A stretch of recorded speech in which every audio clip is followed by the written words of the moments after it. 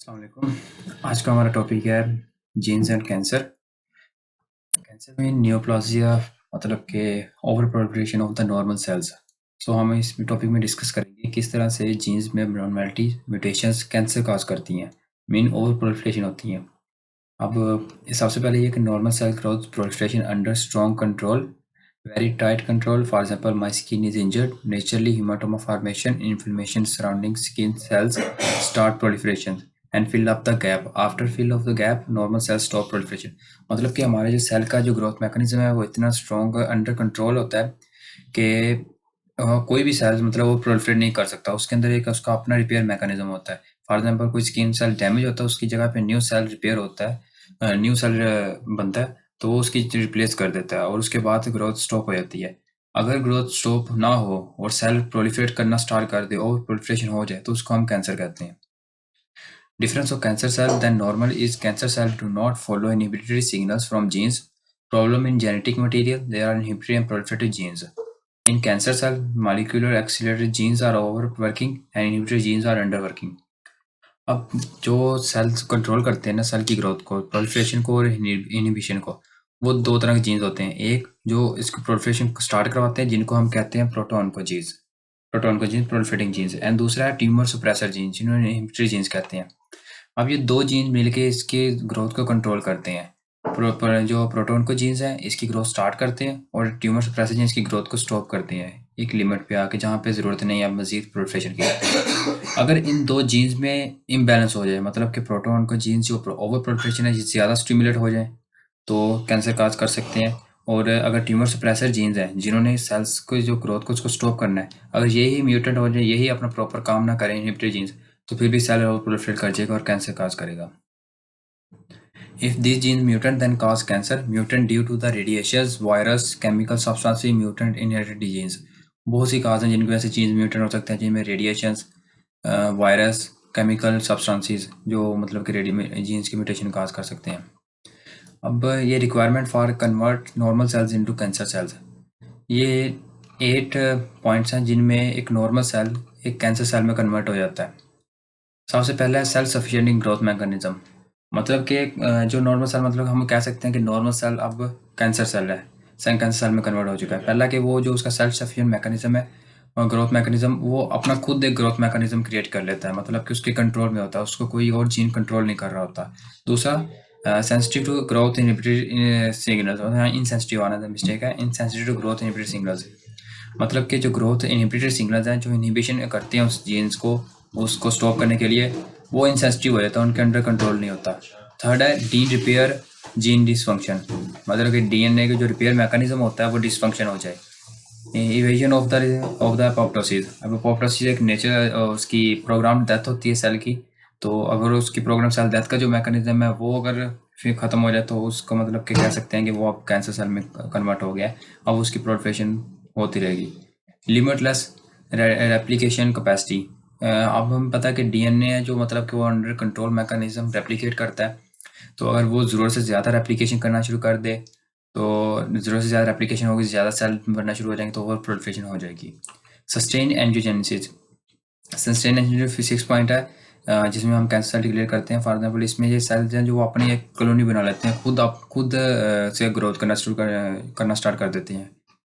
Invasion malignancy plus metastasis, अगर ये कैसी मतलब कि कहीं पे वो ट्यूमर कैंसर डेवलप हुआ, सेल प्रोलिफरेट हुए हैं, वो मजीद किसी और जगह पे फैल गए हैं, स्प्रेड हो गए हैं, तो वो 7th पॉइंट है। अब स्कैप फ्रॉम इम्यूनिटी, मतलब कि इम्यून सिस्टम अगर उस सेल को अटैक नहीं कर पा रहे तो वो इसमें कैंसर सेल में आ जाएंगे। अब ये एक मेन चार्ट है, इसमें मतलब कि जो पूरा टॉपिक है ना उसका उसका जो भी है ना वो सारा इस मेन चार्ट एक चार्ट में है। तो अब देख लेते हैं दो तरह के जीन्स होते हैं इसमें, मतलब हम समझेंगे किस तरह से जीन कौन कौन से जीन किस तरह से कौन से रिसेप्टर को एक्टिवेट करते हैं, फिर उस रिसेप्टर के आगे नेक्स्ट कौन से स्टेप्स होते हैं जिसके बाद एक सेल नेक्स्ट सेल में कन्वर्ट होता है। अब इसमें दो तरह के जीन्स होते हैं, प्रोटोन को जीन्स है और ट्यूमर सप्रेसर जीन्स है। प्रोटोन को जीन्स मतलब कि एक ग्रुप ऑफ जीन्स है जो मतलब मुख्तलिफ रिसेप्टर्स को एक्टिवेट करते हैं और उनसे मजीद ग्रोथ फैक्टर रिलीज होते हैं जो मजीद मतलब प्रोलिफरेशन में हेल्प करते हैं। और ट्यूमर सप्रेसर जीन भी इस तरह इसमें ग्रुप्स ऑफ जीन्स हैं जो मतलब कि इसको कंट्रोल करते हैं। अब यहाँ पे बात समझ लें कि ये मैकेनिज्म वर्क कैसे करता है। अब सेल है वो G0 फेज में है। जब उसने प्रोडक्शन स्टार्ट करनी होती है G1 फेज में आता है। G1 फेज से S फेज में जाना होता है। उसमें G1 फेज में हमें पता है कि मटेरियल जो भी मटेरियल रिक्वायर्ड होता है वो सारा उसने सिंथेसिस करना होता है। मतलब मटेरियल उसने जो भी डीएनए की रेप्लिकेशन के लिए चाहिए होता है वो सारा मटेरियल वो ग्रैब करता है। उसके बाद वो नेक्स्ट सिंथेसिस S फेज में जाता है जहाँ पे सिंथेसिस होनी होती है। अब सिंथेसिस के बाद G2 फेज आती है। अब जब सिंथेसिस होनी होती है ना, इस दौरान एक चेक पॉइंट है जिसको हम इसको कहते हैं डीएनए रिपेयर मैकेनिज्म।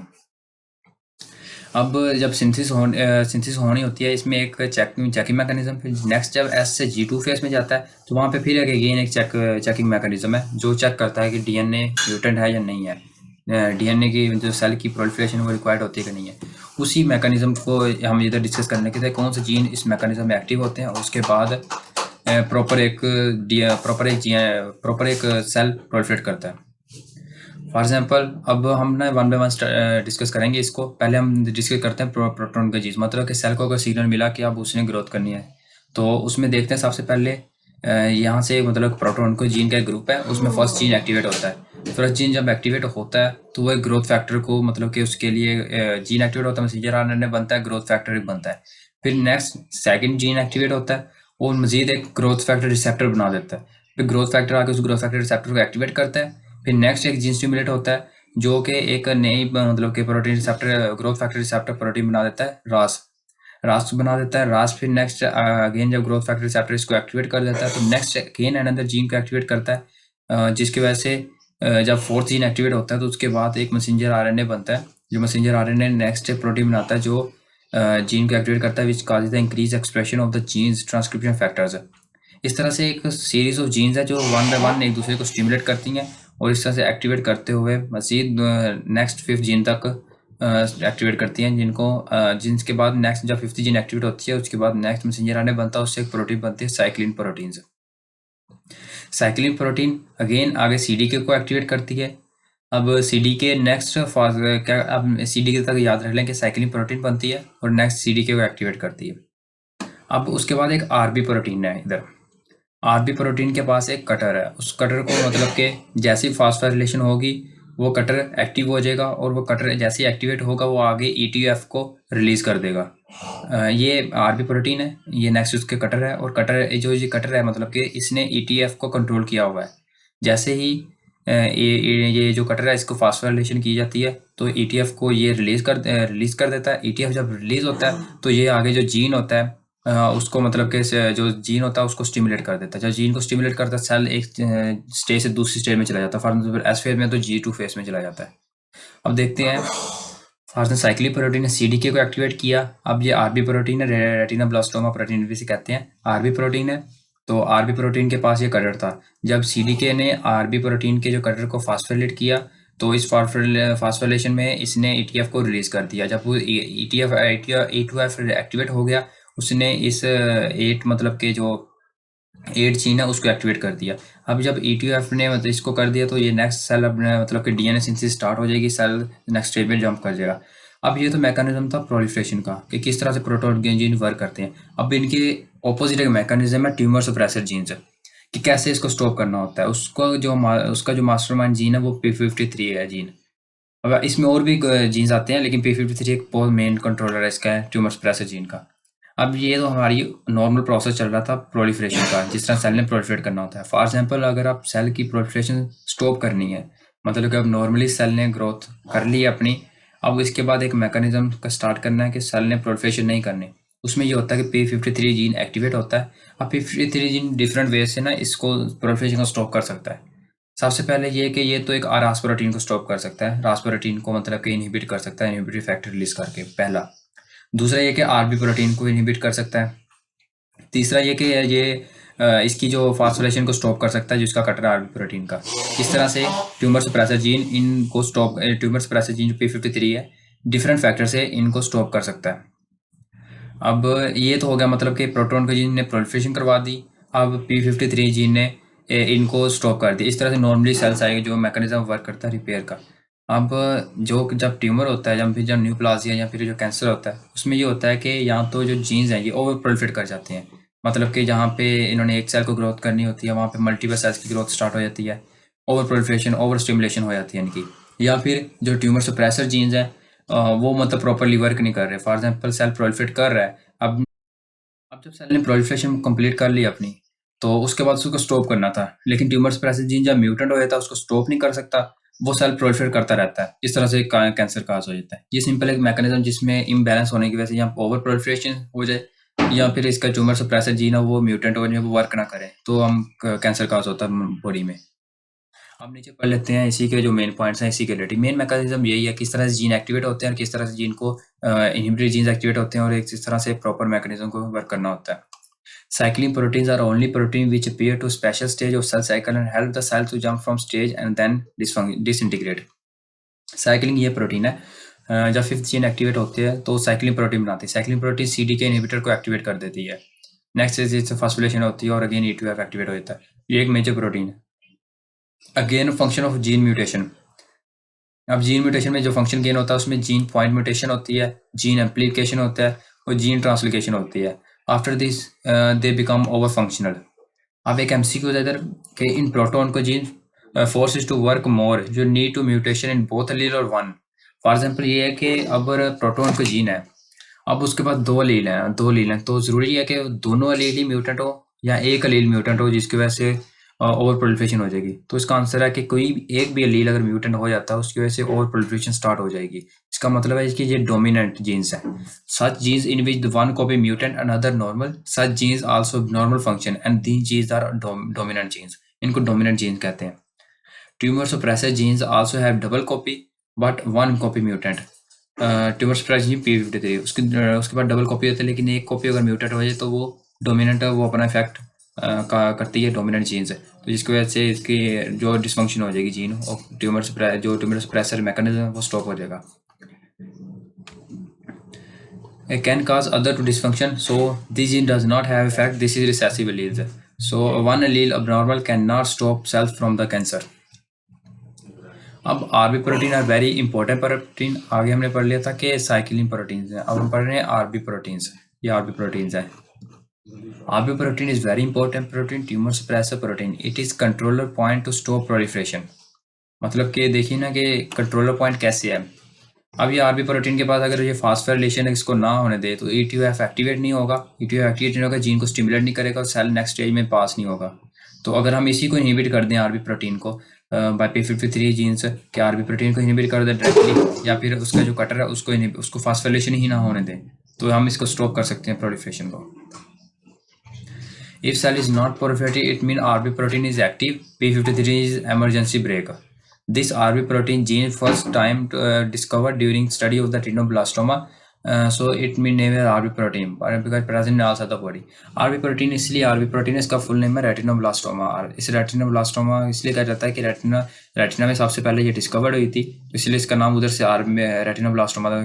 जो स्टार्टिंग में कंसीडर ये किया जाता है कि ये सिर्फ रेटिना सेल्स में होती है, लेकिन बाद में पता चला कि ये बॉडी के हर सेल्स में होती है, लेकिन तब से इसका नाम आरपी प्रोटीन रेटिनोब्लास्टोमा ही है।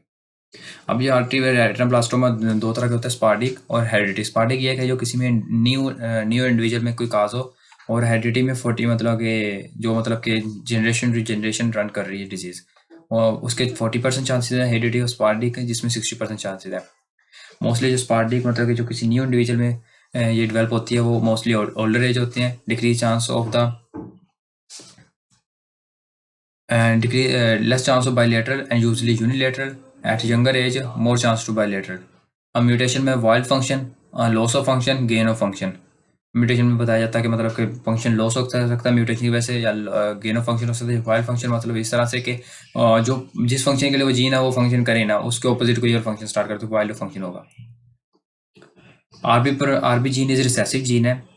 Heredity, retinoblastoma is inherited in autosomal dominant fashion. How it possible? Gene is recessive but disease is dominant, because some trait can be dominant so in familial line and one hit come from the germ line, another somatic and second hit mutation cause this disease। मतलब ये कि RB एक recessive gene है, तो RB अगर recessive gene है तो disease कैसे डोमिनेट हो सकती है। उसमें यह है कि कुछ जो मतलब के ट्रेड्स हैं ना वो डोमिनेट में भी कुछ ट्रेड्स वो डोमिनेट हो जिसकी वजह से डिजीज डोमिनेट हो जाती है। नेक्स्ट है another tumour suppressor gene which produce transforming growth factor. हम आगे पढ़ेंगे किस तरह से transforming growth factor B. This gene production inhibitor inhibition effect stimulate the receptor, stimulate gene, produce CDK inhibitor and stop cycling, CDK stop proliferation। अब इस चीज़ को हम देख लेते हैं ऊपर चार्ट में, जो मेन चार्ट हमारा। अब यहाँ पे हमें सिर्फ P53 जीन को एक्टिवेट किया, समझा, इधर पे ड्रा किया। अब एक और अदर जीन है, मतलब एक और जीन है जो ट्यूमर सप्रेसर जीन है, क्योंकि ग्रुप ऑफ जीन्स है, प्रोटोन को जीन ग्रुप ऑफ जीन्स है, इस तरह ट्यूमर सप्रेसर में भी काफ़ी ग्रुप्स हैं, तो मतलब काफ़ी जीन्स हैं। तो आगे हम देखें उनको वन पे वन भी, मतलब किस तरह ना उनकी अब्नॉर्मलिटी पढ़ लेंगे। लेकिन उसमें यह है कि वो जो जीन्स है वो इस तरह से है कि वो साइक्लिन प्रोटीन्स और सीडीके इनहिबिटर को प्रोड्यूस करता है। तो कि जीन है वो ट्यूमर सप्रेसर जीन है। P53 का हमने देख लिया, आरबी प्रोटीन को इनहिबिट करता है। इस तरह से अनदर ट्यूमर सप्रेसर जीन है जो साइक्लिन प्रोटीन और सीडीके इनहिबिटर को इनहिबिट कर देता है। जब इसको इनहिबिट कर देगा तो नेक्स्ट फास्फोराइलेशन नहीं होगी, तो AT एक्टिवेट नहीं होगा, तो सेल नेक्स्ट जनरेशन में पास नहीं होगा। इस तरह से वो जीन वर्क करता है। CDK stop proliferation. Most important tumor suppressor gene is P53 gene.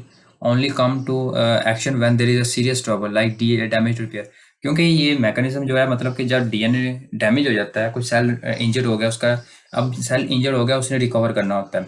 अब इंजरी के दौरान सेल में ना DNA उसका मतलब कि डैमेज हो सकता है। अब उस DNA को रिपेयर करना होता है। उसके लिए रिपेयर करने के लिए ये मतलब जीन्स काम करते हैं। मतलब कि अगर सेल का अपना एक रिपेयर मैकेनिज्म है, अगर उसके मुताबिक सेल रिपेयर नहीं हुआ तो P53 जीन आता है और आके चेक करता है कि मतलब कि सेल ने, मतलब कि जो चेंजेस हैं, मतलब कि जो रिपेयरिंग हुई है वो सही हुई है या उसमें मिस्टेक है। अगर मिस्टेक है और इतनी मिस्टेक है, अगर नेक्स्ट जनरेशन में म्यूटेशन हो जाएगी तो P53 जीन पोप्रोसिस करवा देता है, उस सेल की डेथ करवा देता है, प्रोग्राम सेल डेथ, उस सेल को मजीद जिंदा नहीं रहने देता। जिसकी वजह से ये बहुत इंपॉर्टेंट है। जब भी मतलब कि DNA डैमेज होता है तो ये उसको रिपेयर करने में और चेक करने में आता है, क्या ताकि कोई प्रॉब्लम तो नहीं है, कोई म्यूटेशन नेक्स्ट जनरेशन में पास ना हो जाए। P53 gene present on the chromosome 17 will ensure whenever damage to DNA to repair it. If not repairable, it's duty to apoptosis to death. So that's why it is called the guardian of the genome. मतलब कि gene का ख्याल रखने वाला। कैसे कि जब भी मतलब कि सेल डैमेज हो गया है, उसने अगर रिपेयर किया, उसको चेक करता है कि इसके अंदर जो रिपेयरिंग मैकेनिज्म है वो मतलब कि सही काम किया, उसके अंदर कोई म्यूटेशन वगैरह तो नहीं है। अगर म्यूटेशन वगैरह हो उसकी, तो उसकी डेथ करवा देता है, उसको नेक्स्ट जनरेशन पास नहीं होने देता। तो इसलिए गार्डियन ऑफ जीनोम कहते हैं। मोस्ट कॉमन म्यूटेटेड जीन पर cancer is P53। Mostly cancer patient में ये P53 जीन ही म्यूटेट होता है, जो कि प्रॉपरली काम नहीं कर सकता, जिसकी वजह से सेल ओवर प्रोलिफरेट कर जाते हैं। और मोस्ट प्रोटोन का gene most common defect is रास प्रोटीन। और द प्रोटोन का gene most common defect in रास प्रोटीन। रास प्रोटीन का जो जीन होता है अब ट्यूमर सप्रेसर जीन में तो P53 का जीन जो उसमें मोस्टली म्यूटेशन होती है, और प्रोटोन को जीन्स है जो प्रोलिफरेशन करवाते हैं, उनमें मोस्टली रास प्रोटीन का जीन उसकी म्यूटेशन होती है। अब ली फ्रेनी सिंड्रोम है, his germline defect P53 so have change of the malignancy, मतलब P53 एक्टिवेट तो ली फ्रेनी सिंड्रोम से कहते हैं। These cancer cells which have functional P53, they are more responsive to chemotherapy and radiotherapy because we use alkyl agent to irritate P53 by change DNA strands, and P53 try to repair it. If we do not repair it, will destroy cell by apoptosis. So we are happy that cells are responsive to this therapy, but in other cases, if P53 itself mutate, this such can more resistant to this therapy. अब इस चीज़ को समझते हैं। इसमें यह है कि अब जिन कैंसर सेल्स में मतलब कि उसमें P53 जीन म्यूटेंट नहीं हुआ लेकिन बॉडी में कैंसर है, उन कैंसर सेल को हम केमोथेरेपी या रेडिएशन थेरेपी के थ्रू मतलब कि ख़त्म कर सकते हैं। उसकी रीज़न ये है कि हम उनको अल्काइल एजेंट देते हैं। अल्काइल एजेंट का P53 जीन को इरिटेट करता है।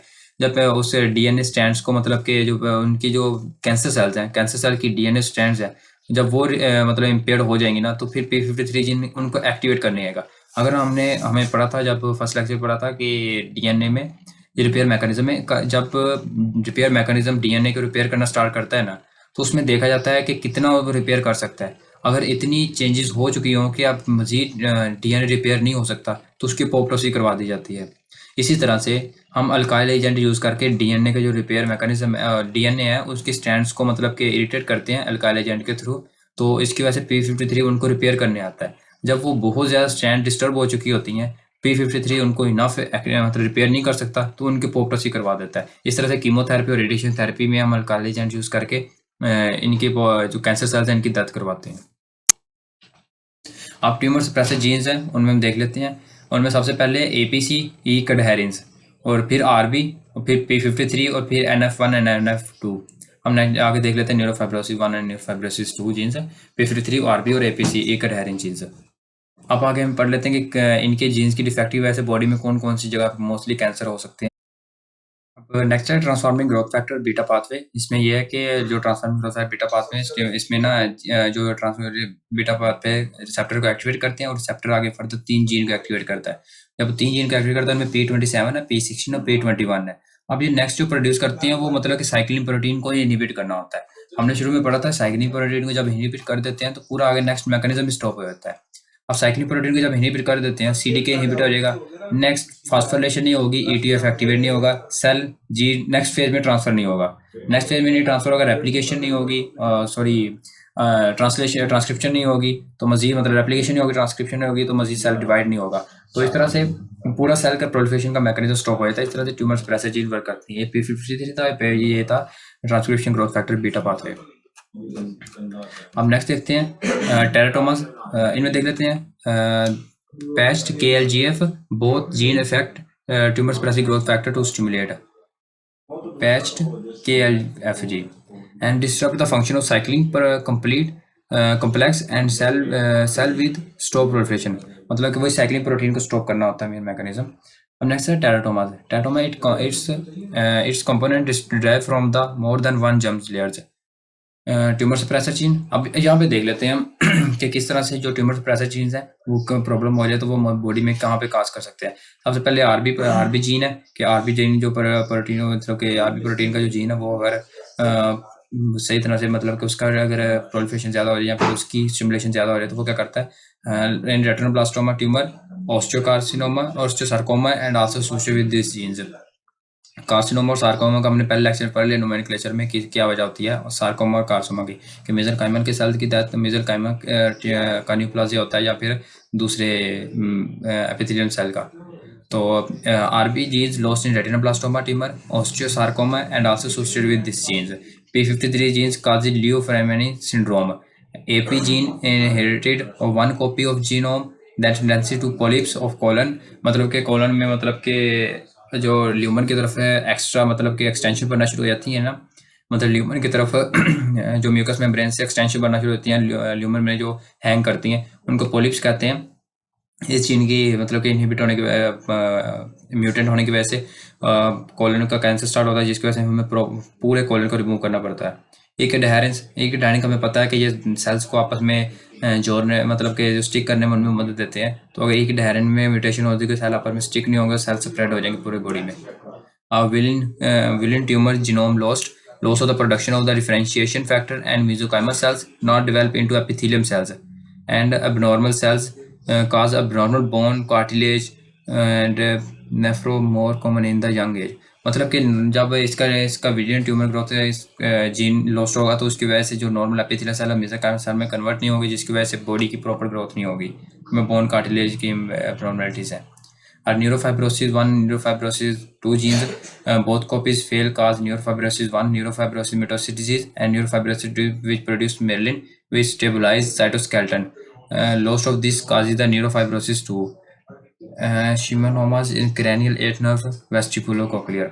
तो न्यूरोफाइब्रोसिस 1 और 2 की जीन की वजह से ये प्रॉब्लम होगी न्यूरोफाइब्रोसिस मिटोसिस डिजीज। अब लास्ट है ये BCL2। अब ये एंटीपोप्टोटिक जीन है और ये प्रो अपोप्टोटिक जीन है। अब एंटी अपोप्टोटिक और प्रो अपोप्टोटिक जीन मतलब इसे समझ लेते हैं कौन सी जीन है। एंटी अपोप्टोटिक ये है कि अब अपोप्टोसिस का मतलब है कि सेल की प्रोग्राम डेथ करवा देना, मतलब डेथ इस तरीके से कि अब देख लेते हैं BCL2 G proteins do not fill the gaps of mitochondria fill with water so cell power stop and cell naturally die। मतलब इस तरह से कि अपोप्टोसिस ये है कि सेल की प्रोग्राम डेथ करवा देना, मतलब कि खुद चाहते हुए कि सेल या उसकी एज कंप्लीट हो गई या उसमें कुछ डैमेज हो गया है या उसका फंक्शन खत्म हो गया या उसके फंक्शन लॉस हो गया तो उसकी डेथ हो जाती है। वो डेथ सेल के अंदर उसकी खुद जीन्स एक्टिवेट होते हैं जो डेथ करवाते हैं उसकी, उनको कहते हैं प्रोग्राम सेल डेथ, जिसे मेडिकल में कहते हैं पोप्टोसिस। अब कुछ जीन्स एंटी पोप्टोसिस होते हैं जो मतलब प्रोग्राम सेल के डेथ के अगेंस्ट होते हैं, मतलब कि जब तक सेल ने वर्क करना है उस वक्त तक उस जीन को एक्टिवेट नहीं होने देना। और कुछ हैं अपोप्टोसिस जीन प्रोपोप्टोसिस, मतलब कि जो सेल की प्रोग्राम सेल डेथ करवाते हैं। तो अगर इनके दरमियान में बैलेंस हो तो सेल सर्वाइव कर सकता है, मतलब कि एंटी अपोप्टोटिक है और अपोप्टोटिक के दरमियान बैलेंस। अगर कोई भी मतलब कि प्रोपोप्टोटिक जीन्स ज़्यादा स्टिमुलेट हो गए तो सेल की प्रोग्राम सेल डेथ हो जाएगी। और जो एक एंटीपोप्टोटिक जीन्स है वो है BCL2। ये BCL2 का फंक्शन क्या होता है कि माइटोकॉन्ड्रिया में जो पोर्स होते हैं उनको क्लोज करना होता है। अगर ये जीन्स मतलब कि उसके प्रोटीन्स को गैप से जो माइटोकॉन्ड्रिया को फिलअप ना करे तो माइटोकॉन्ड्रिया में पानी चला जाएगा, जिस वाटर फिलअप हो जाएगा, जिसकी वजह से सेल का जो पावर हाउस है, मतलब कि हमारे मेन एनर्जी सोर्स वही है mitochondria, power house of cell कहते हैं। तो वो स्टॉप हो जाएगा, सेल को एनर्जी नहीं मिलेगी, सेल डेथ हो जाएगी। इस तरह से हमने आज का टॉपिक कंप्लीट कर लिया, जीन एंड कैंसर। मेन इसमें ना मतलब कि वही एक मैकेनिज्म आपने समझना जो स्टार्टिंग में एक चार्ट था कि किस तरह से प्रोटॉन को जीन जो सेल प्रोलिफरेशन करते हैं और ट्यूमर सप्रेसर जीन जो सेल की प्रोलिफरेशन को स्टॉप करते हैं किस तरह से वर्क करते हैं। इन दोनों के दरमियान में प्रोटॉन का जीन और सेल के जो ट्यूमर सप्रेसर जीन है, इन दोनों के दरमियान में बैलेंस हो ही तो सेल सर्वाइव कर सकता है। अगर तो प्रोटॉन को जीन ज़्यादा मतलब स्टिमुलेशन ओवर स्टिमुलेशन हो जाए तो सेल ओवर प्रोलिफरेट कर जाता है, एक ये रीज़न है। दूसरी ये कि अगर ट्यूमर सप्रेसर जीन या अंडर मतलब कि स्टिमुलेशन चले जाए, मतलब कि इनमें कोई म्यूटेशन होगी और ट्यूमर सप्रेसर जीन ने वर्क करना छोड़ दिया तो सेल ओवर प्रोलिफरेट करता रहेगा, तो जिसकी वजह से जीन्स के म्यूटेशन की वजह से कैंसर काज होता है।